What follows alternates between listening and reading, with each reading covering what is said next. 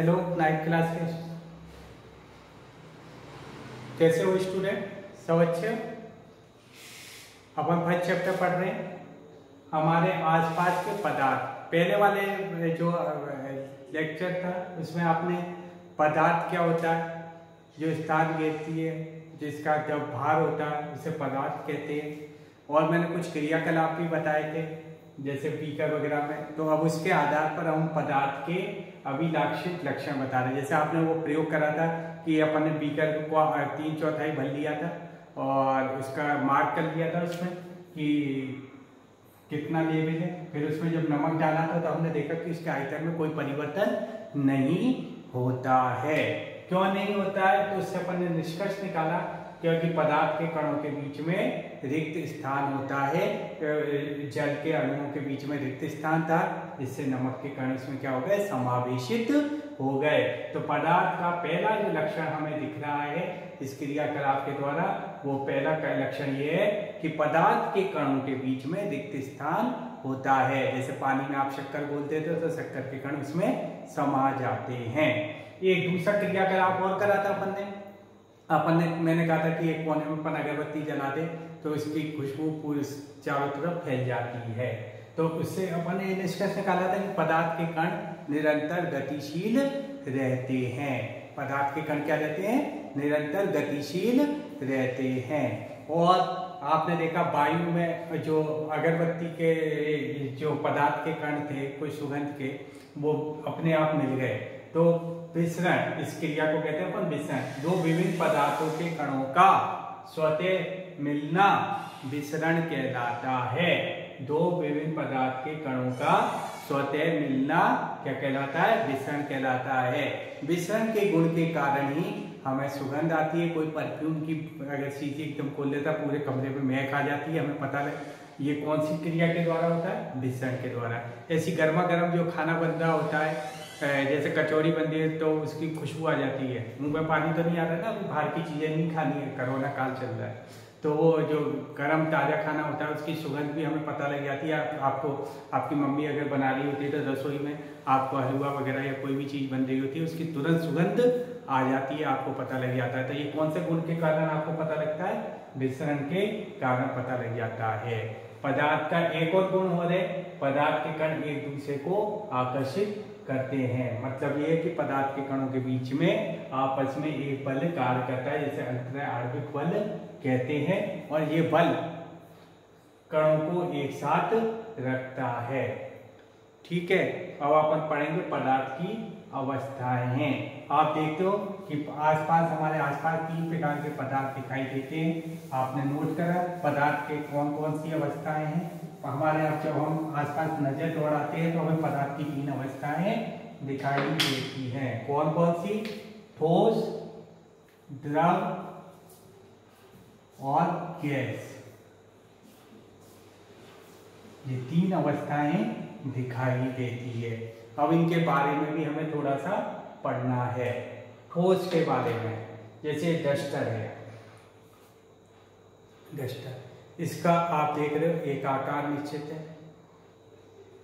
और ये जो स्थान घेर रहा है यानी इसका आयतन भी निश्चित है।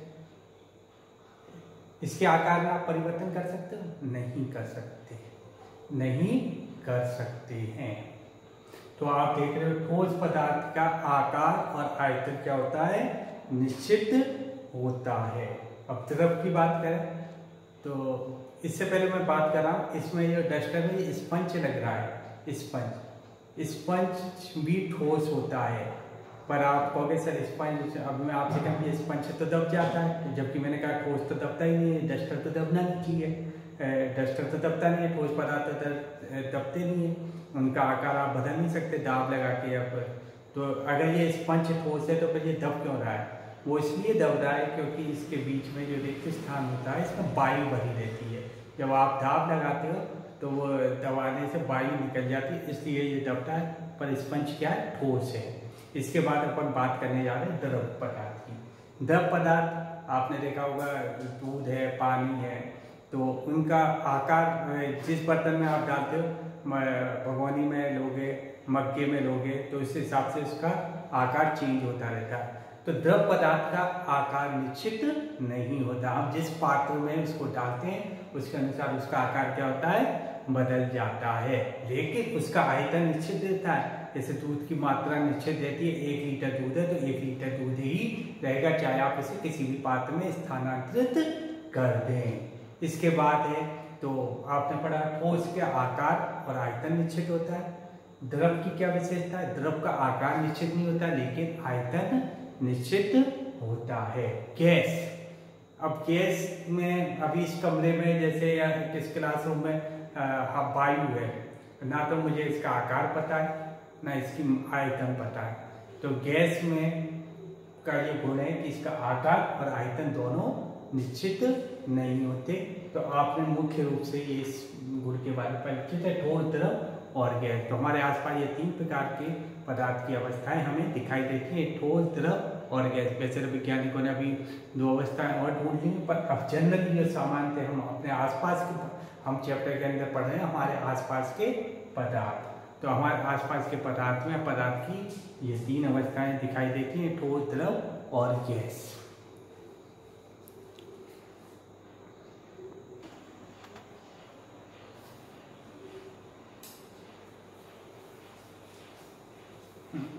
अब अपन ने तीनों अवस्थाएं पढ़ ली, ठोस, द्रव और गैस।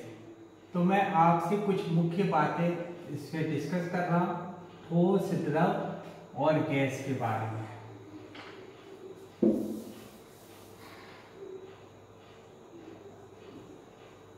पहला, अगर मैं अंतर देखूं तो ठोस में पदार्थ के कण बहुत पास होते हैं। ठोस में पदार्थ के कण अत्यधिक पास होते हैं, यानी अंतर आणविक बल क्या होता है, अत्यधिक होता है। ठोस में पदार्थ के कण बहुत पास होते हैं।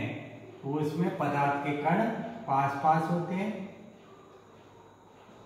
जबकि द्रव में क्या होता है, द्रव में पदार्थ के कण ठोस की तुलना में दूर होते हैं। क्या होते हैं, दूर होते हैं, यानी इसमें अंतर आणविक बल क्या होता है, कमजोर होता है। और गैस के में पदार्थ के कण अत्यंत दूर होते हैं, यानी आकर्षण बल कणों के बीच में अत्यंत नगण्य होता है, मामूली होता है। इसीलिए आपने देखा होगा कि गर्मी में ट्यूब वगैरह फट जाती है, क्योंकि वो कण स्वतंत्र होकर बल बहुत कम होता है उनके बीच में, और इस कारण से वो दीवार पे दाब लगाती है, तो बैलून हुआ, गुब्बारा हुआ या ट्यूब हुई, वो फट जाती है। दाब लगाते हैं उसके कण दीवारों पे, गति करते हैं, इधर उधर गति करते हैं, स्वतंत्र होते हैं कण गति करने के लिए, अंतर आणविक बल कम होता है, तो इसलिए। अब दूसरी बात, ठोस में पदार्थ का आकार और आयतन निश्चित होता है, आकार और आयतन निश्चित होता है। जबकि आपने देखा द्रव में ठोस का आकार और आयतन निश्चित होता है, जबकि द्रव का जिस पात्र में डालते हैं उसका आकार बदल जाता है। तो द्रव का आकार निश्चित नहीं होता लेकिन आयतन निश्चित होता है। दूसरा अंतर, गैस की बात करें तो गैस का ना तो आकार निश्चित होता है ना आयतन निश्चित होता है, समझ गए। और तीसरा गुण और बात करें संपीड़ितता, यानी दाब लगाना।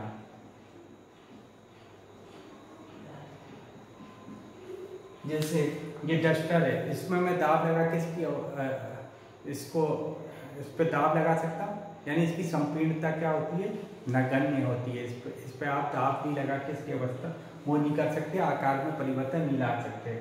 द्रव में संपीड़ितता थोड़ी पाई जाती है, लेकिन गैस जैसे बैलून है, आप संपीड़ितता सबसे अधिक होती है, दाब लगा सकते हैं आप आराम से, इसकी बाहर की दीवारों पे क्या कर सकते हो, आप दाब लगा सकते हो बैलून वगैरह पे। तो इस गैस में संपीड़ितता अधिक पाई जाती है ना। और ये इस तरह से मैंने आपको ये अंतर पढ़ा है। इसके बाद अपन पढ़ेंगे कि पदार्थ की अवस्थाएं चेंज करी जा सकती हैं, ठोस को द्रव में, द्रव को बदला जा सकता है। ये अपन नेक्स्ट चैप्टर जो क्लास होगी उसके अंदर पढ़ेंगे। और आप थोड़ा पढ़ना शुरू करें, रिवाइज करना शुरू करें, ठीक है। और कोई भी प्रॉब्लम हो आप पूछ सकते हो, ठीक, ओके, थैंक्स, दैट्स ऑल।